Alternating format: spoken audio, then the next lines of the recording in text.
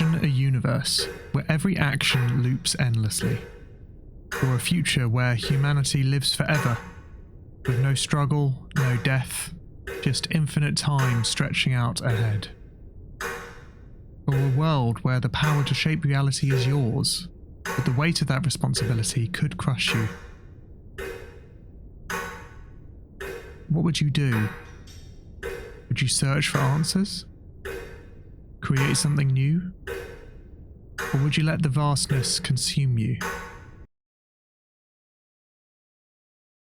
These questions aren't just philosophical, they're at the heart of what it means to exist. And in exploring them, we might just discover how to find meaning in the infinite.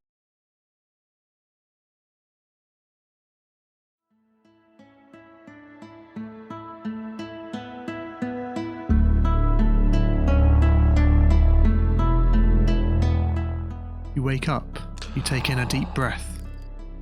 Stumbling to your feet, you head to your ramshackle spaceship. Plugging in your new destination, you take off, your vessel threatening to shake both you and itself apart. You somehow land safely. Standing up from the pilot seat, you open the door to your makeshift craft. Step out, and suffocate because you forgot to put on your spacesuit again. The Outer Wilds is a video game that plays with the idea of infinity. In the game, you play a character that is stuck in a 22-minute time loop, at the end of which the universe ends. There is no escaping this cycle, there is no postponing the inevitable. At first, it feels hopeless, but then something changes. You begin to explore. You discover the many planets of this solar system. You discover ruins left by the Nomai, an ancient race that faced their own cataclysmic demise, and yet they were able to leave clues behind to help you. The more you explore, the more answers you fill in on your rumour board. The more answers you find, you slowly begin piecing together parts of this solar system-sized puzzle. What's important in the Outer Wilds is the player's sense of exploration and curiosity. You're only given very vague directions by other characters at the beginning of the game, and from there you must simply find out what is going on, who the Nomai were, find out what they uncovered, and what the eye of the universe really is. And right at the end, you embrace renewal and rebirth, leaving some things behind you, even if no one will remember.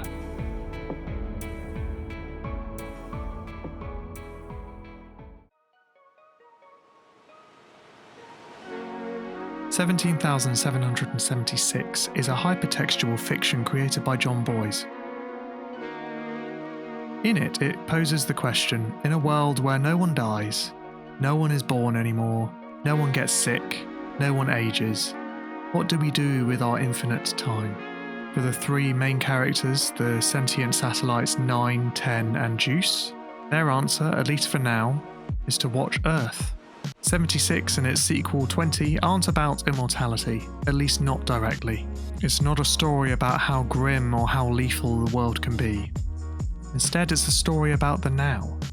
In the end, the reason why we do anything is because we find meaning in its occurrence, not in its result. And if you could live forever, wouldn't you want to be creative as possible? In the world of 76, humans have transformed their eternal existence into an endless and often absurd playground, emphasizing shared experiences together to derive collective meaning from this new state of being. Humanity has transcended survival, and instead they find their meaning through play and creation. Game 27 started in the 2080s, where due to a loophole in the official game rules, players were able to claim parts of the field as property. There are currently 58 territories on the field of play, 3 of these being occupied by multi-storey housing units. There's game 3887, which is a standard game of American football played between Wyoming and Iowa. The entirety of Nebraska is the field of play. My personal favourite is the bowl game, where you have 111 college football teams and 111 footballs in play.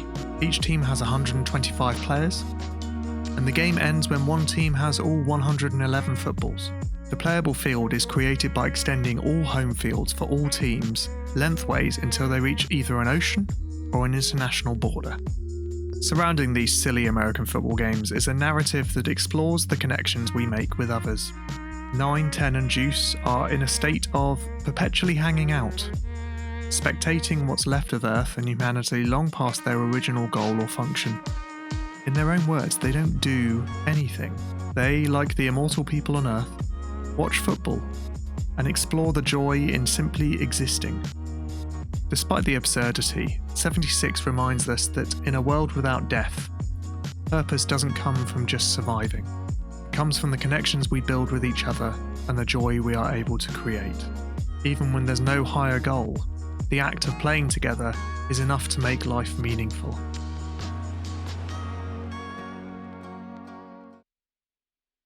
There's not many shows out there where, in their final chapters, they shed new light on everything that has happened so far, drastically changing your perspective on its events. Pantheon is one of those shows. Big spoilers for the last episode of Season 2. Seriously, go and watch this show. The bit I wanted to focus on was right near the end of the series. We've reached the peak of the crisis. SafeSurf, the UN-created antivirus designed to keep uploaded intelligences in check, has run amok, and it's decided to kill the rest of humanity. It has partially infected one of our main characters, Caspian, and is consuming his consciousness. Maddie Kim is cradling the body of her recently deceased son, and Caspian's remotely controlled robot body in the real world is spewing seemingly random information at her. Don't fear pain, Maddie. Don't fear life. He's dead! My son's dead! He lives in our future. 117,649. What? 117,649 years. Caspian is here. Maddie is there. She will not miss her future.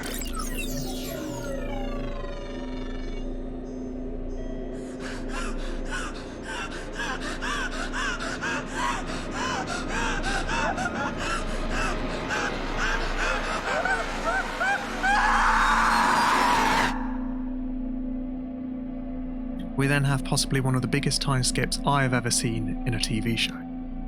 At this point, Maddie has uploaded her consciousness, like most other characters in the show, and she reveals she's been working on a Dyson Sphere level data center in her own corner of the galaxy.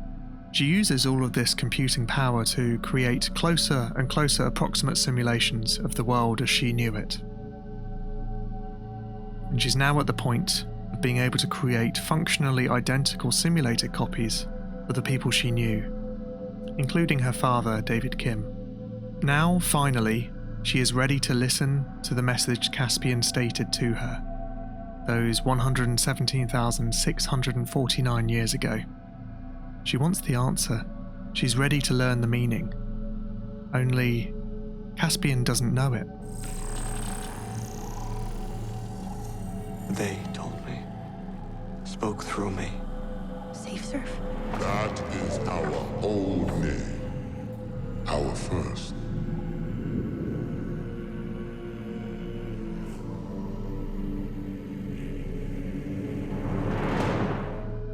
Those words that he said were said through him by a higher level consciousness.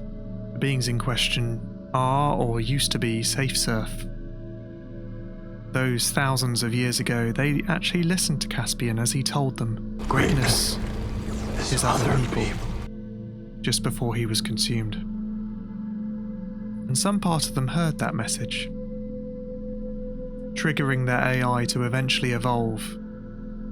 So we're back here now. Why did they send that message? It's a message of thanks. A thank you to Caspian, or at least this new facsimile of him. and a thank you to Maddie.